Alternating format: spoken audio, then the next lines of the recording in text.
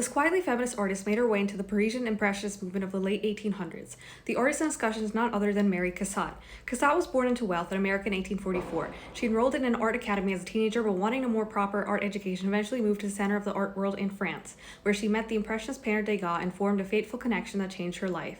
In the years to come, she became a well-lauded figure amongst the great French Impressionists that we know and venerate today, even though she had some odds stacked against her, like being an American woman in a veritable French boys' club. Although Cassatt worked in a variety of materials and media, she is best known for her mother and child portraits executed in mainly oil and pastel. She was heavily influenced by her early tutors in Paris, Degas, and the realism of Gustave Courbet.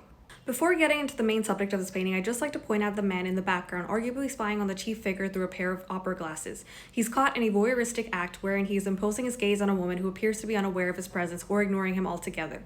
This woman, whom I'd like to imagine is blissfully unaware of her male voyeur, embodies qualities that are typically attributed to men in works of art. Her looking out at the opera performance is taken as a serious act of determination that is worth memorializing in the painted form. Although the dark colors she is wearing give off a type of raggedness, she is not stripped of her femininity in order to be considered a subject worth painting for Cassatt. This mother and child depiction is striking in its ordinariness and verisimilitude. It is no Madonna and child or Greek goddess nursing an infant Olympian god. Instead, it is an ordinary mother struggling not to dissolve into the background in the throes of what appears to be routine child rearing, all the while having a child flopped over her back. This beautiful and healthy child wearing a bored and sleepy expression appears to be the mother's point of pride, as I imagine was the case for many 19th century European women confined to the quarters of their home and domestic life. This painting is a portal into the dignified lives lived by women of the past.